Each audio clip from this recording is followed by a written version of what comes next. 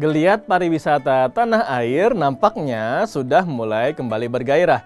Menurut BPS yang dikutip dari laman kompas.com, selama Januari sampai Juli 2022, jumlah kunjungan Wisman ke Indonesia mencapai 1.220.180 kunjungan, mengalami kenaikan 1.434% dibandingkan dengan periode yang sama tahun lalu.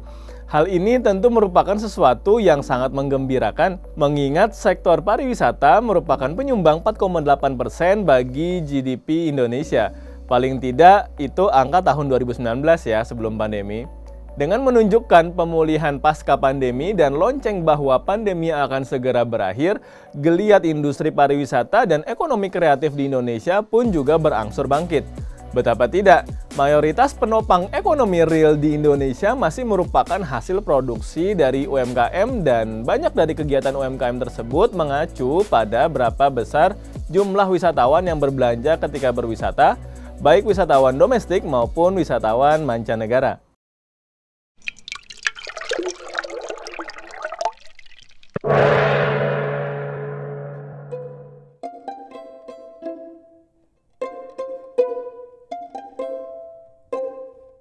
Gaung untuk berwisata di dalam negeri aja atau bangga menggunakan produk-produk UMKM terus digalakkan supaya spending yang dilakukan paling tidak oleh para wisatawan domestik bisa meningkatkan taraf hidup para pelaku pariwisata dan ekonomi kreatif di Indonesia. Namun, salah satu pelajaran yang bisa diambil dari pandemi ini adalah kedepannya sektor UMKM yang terdorong dari pariwisata dan ekonomi kreatif harus bisa dirancang sebaik mungkin sehingga tidak langsung goyang karena krisis. Apalagi banyak prediksi memperkirakan bahwa tahun depan nih, dunia akan masuk ke jurang resesi. Namun, tentu dengan kedatangan para Wisman ke Indonesia tentu akan disertai dengan perangai-perangai yang oknum. Ketika sebelum pandemi biasanya mereka juga berulah. Ya walaupun kalau dalam bahasan ini sebetulnya yang suka berulah di tempat-tempat wisata bukan hanya turis asal Cina aja kan. Banyak lah, bisa kita googling satu-satu. Tapi spesifik untuk turis Cina, gue bermaksud untuk menyampaikan kira-kira bagaimana baiknya sih menghandle Wisman asal Cina itu tadi. Sebagai salah satu orang yang sebelum pandemi banyak berkutat pada pekerjaan yang project-based, gue dan rekan-rekan lainnya juga beberapa kali berkesempatan untuk menghandle Wisman asal Cina. Ada waktu itu yang mereka mau kunjungan misalnya ke Trade Expo Indonesia, melihat barang-barang yang bisa mereka impor ke Cina, misalnya sarang burung walet. Mereka berminat sekali dengan produk itu sambil mau lihat di lapangan rumah burung walet dan proses panennya seperti apa dan lain sebagainya. Biasanya mereka yang datang dengan keperluan bisnis memang nggak akan banyak menyediakan waktu untuk pelesir di Indonesia. Paling cuman mereka sisakan 1 hari aja untuk jalan-jalan. Tapi waktu itu juga misalnya ada rombongan produser dan sutradara yang gue dan rekan-rekan fasilitasi kita bawa ke Borobudur, Kawah Ijen, dan lain-lain misalnya. Mereka sangat tertarik untuk melihat lokasi syuting untuk garapan film yang mereka pikir secara latar belakang alam dan pemandangan sangat unik dan tidak bisa mereka temukan di Cina. Kawah Ijen tentu merupakan suguhan yang istimewa karena hanya ada 2 di dunia, di Islandia dan di Banyuwangi. Gua rasa enggak hanya Wisman dari Cina aja yang bakalan kagum sama pesona api biru dari Kawah Ijen ya. Perjalanan menyusuri lereng beberapa jam dari dini hari menuju bibir kawah juga mereka nikmati kok. Dan terbayar dengan keindahan dari api biru yang ada. Atau misalnya waktu itu ada juga rombongan kru film dari Cina lainnya yang gue dan rekan-rekan bawa ke Bali dan Banyuwangi juga untuk cari spot syuting film yang ada tema hiunya. Sampai rombongan kru film itu niat banget nyemplung di sekitaran Pulau Menjangan di Bali Utara sana dan ya cukup terkesima lah dengan keindahan bawah laut yang ada di Indonesia. Para kru semangat untuk bikin film bertemakan hiu karena beberapa tahun yang lalu sebelum pandemi sempat tuh banyak rilis film thriller ya soal hiu misalnya The Meg, The Reef, The Shallow, 47 Meters Down, dan lain sebagainya. Ya mungkin karena pandemi di laut juga ada PPKM kali ya, jadi praktis belum ada lagi rilisan soal film hiu. Ya project syuting waktu itu juga ditunda sampai dengan waktu yang tidak ditentukan. Oke, kita kembali lagi ke soal pengelolaan Wisman asal Cina ke depan. Kalau menurut BPS di tahun 2019 lalu, walaupun Wisman asal Cina bukanlah yang paling hedon soal spending, yaitu di angka 1.100-an USD, tapi tetap aja volume dari kedatangan wisman asal Cina juga tidak bisa diremehkan. Di tahun 2019, masih menurut BPS, ada sekitar 2 juta wisman asal Cina yang berkunjung ke Indonesia. Dibandingkan misalnya urutan pertama yang paling head-on spending, ya misalnya turis dari Arab gitu kan. Arab Saudi sekitar 1.590-an USD. Namun jumlah kunjungan wisman asal Arab Saudi yang ke Indonesia tahun 2019 cuma 157 ribuan. Tentu perbandingan volume yang cukup jauh. Terkait soal volume dan angka-angka yang fantastis, mungkin beberapa sobat Supreme di sini masih ingat di akhir 2016 lalu sempat santer nih hoax bahwa akan ada kedatangan 10 juta TKA Cina yang menyerbu Indonesia. Padahal hal itu adalah target dari kedatangan wisman asal Cina hingga sampai tahun 2019, bukan impor stok TKA. Kenapa itu penting? Ya buat ente-ente yang tidak berkecimpung langsung atau hidupnya tidak dari sektor parekraf mungkin akan melihat nyinyir. Tapi bagaimanapun sektor parekraf mau tak mau ya bicaranya volume dong. Dan angka 10 juta sebagai target kunjungan wisman asal Cina pun juga sampai saat ini sebenarnya nggak pernah tercapai. Kenapa tidak bisa tercapai? Salah satunya adalah karena Sobat Supreme tentu bisa tahu sendiri ketimpangan dan ketidakmerataannya kualitas destinasi ya di Indonesia gitu kan. Memungkinkan misalnya wisman mau dari Cina kayak mau dari Arab kayak itu berkunjung lebih banyak lagi ke Indonesia. Ya mereka mikir-mikir lagi. Kebanyakan Bali dan sekitarnya aja gitu kan, yang kalau kita tahu anekdot ya hidup kadang di atas kadang di Canggu. Menunjukkan ya kelemahan bahwa sektor parekraf kita belumlah merata.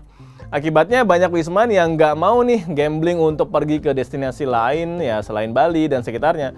Samalah kayak wisman Timur Tengah yang nggak mau gambling selain ke Taman Safari Puncak gitu kan, mana mau dia pergi ke Ragunan ya kan.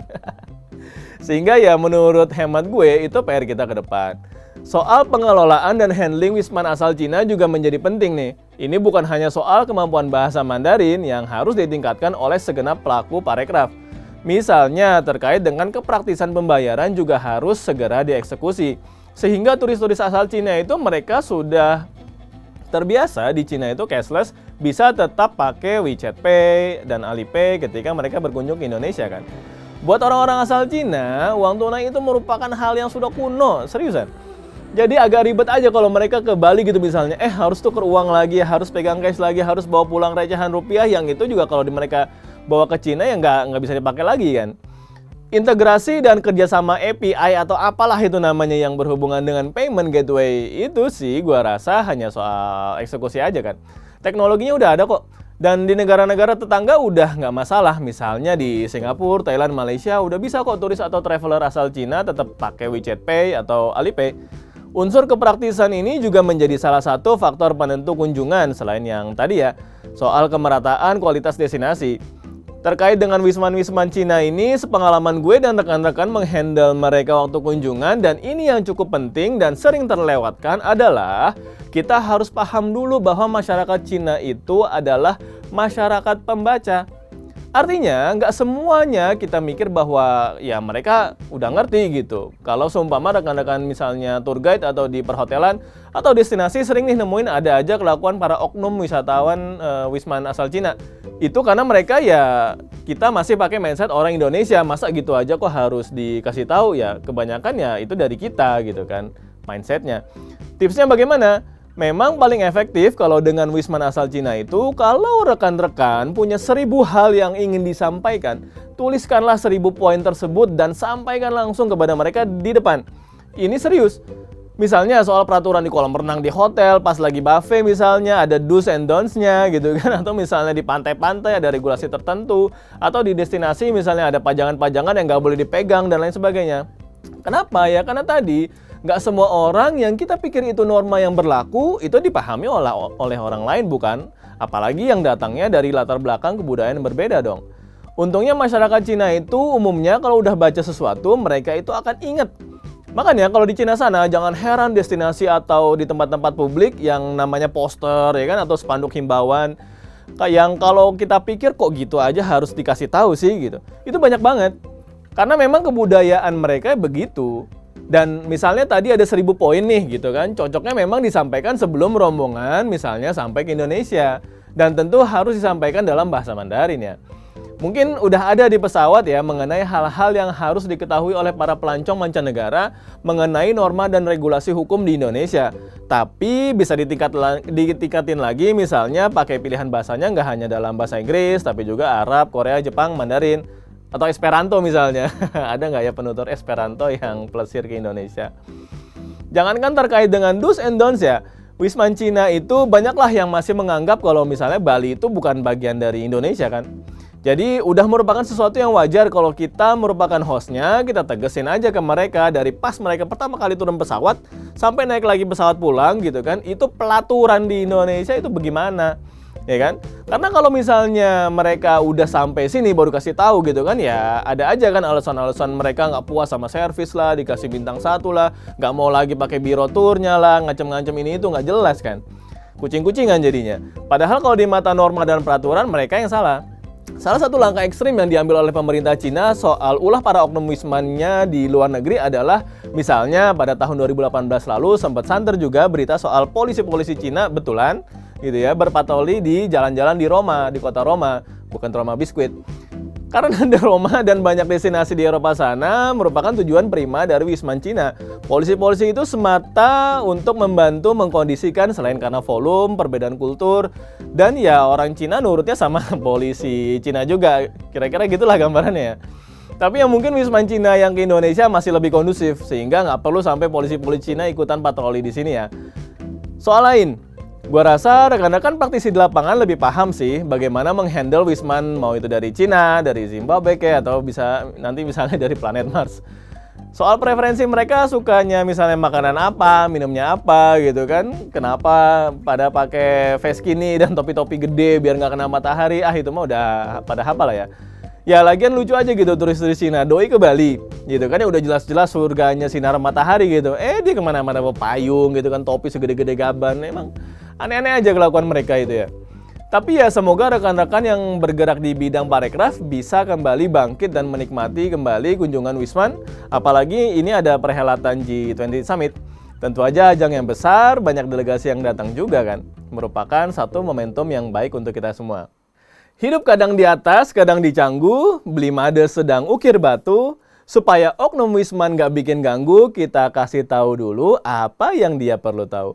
Gue Fadhan Sembiring dari Serikat Alumni dan Kerjasama Tiongkok Indonesia untuk Asumsiko.